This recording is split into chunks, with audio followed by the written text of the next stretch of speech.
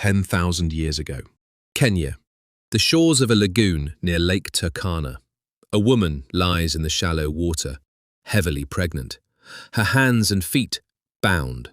Around her, 26 more bodies. Men, women, at least 6 children. Skulls smashed. Arrows still lodged in bone. No burial, no ceremony.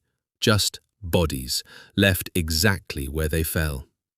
This wasn't an accident. This wasn't a single act of violence. This was organized, coordinated, deliberate. Welcome to the earliest evidence of war ever discovered.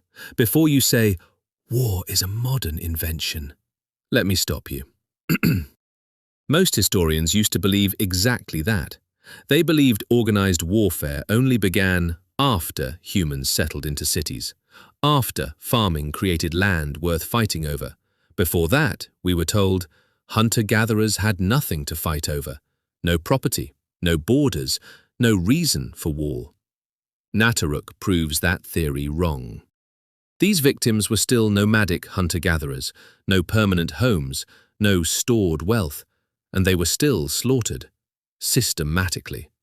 So the real question isn't, did ancient humans go to war? The evidence says they did. The real question is, why would people with nothing still choose to kill each other? In 2012, archaeologists discovered something disturbing near Lake Turkana. The remains of at least 27 people, preserved in the sediment of a dried-up lagoon for 10,000 years. 12 skeletons were complete enough to examine closely. 10 showed unmistakable signs of violent death. Extreme blunt force trauma to skulls and cheekbones, broken hands, broken knees, broken ribs, arrow wounds to the neck, and in 2 cases, stone projectile tips still embedded in skull and chest. This wasn't a chaotic brawl. 4 of the victims had their hands bound, including that pregnant woman.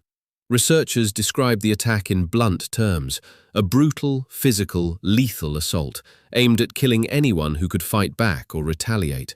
It didn't matter if you were a strong man or a pregnant woman who posed no threat at all. Everyone was killed. But here's what makes this discovery so controversial. For decades, anthropologists insisted this couldn't have happened, not at this point in human history, not among people like this. So why did it happen anyway? Here's what most experts believed. Until Nataruk. Warfare, they argued, requires a reason. Land to defend, resources to protect, wealth to steal. Hunter-gatherer bands had none of that.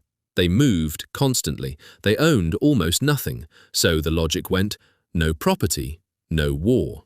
Nataruk broke that logic completely. These people were still living as nomadic foragers, hunting animals, fishing, gathering plants. No farms, no permanent settlements, no stockpiles of grain.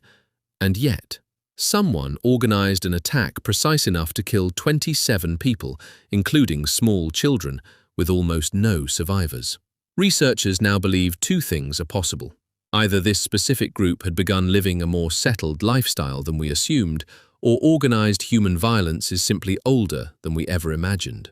Not a byproduct of civilization, something closer to human nature itself.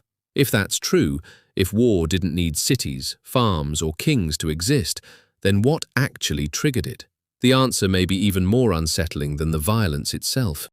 At the time of the massacre, the region around Nataruk wasn't the dry scrubland it is today. It was a fertile lakeshore, marshland, forests, fish, fresh water, one of the richest environments a hunter-gatherer group could find. That abundance may be exactly the problem. Rich land attracts more people competing for the same fish, the same water, the same hunting grounds. Researchers believe this attack was likely carried out by a rival group, possibly from another region entirely, who saw this territory and the people living on it as an obstacle. Not a settled war over farmland, but something just as old and just as human, a war over survival. So if this really is one of humanity's first wars, what does that tell us about ourselves?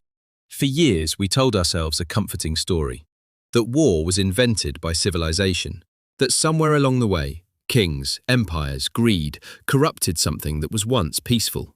Nataruk suggests the opposite.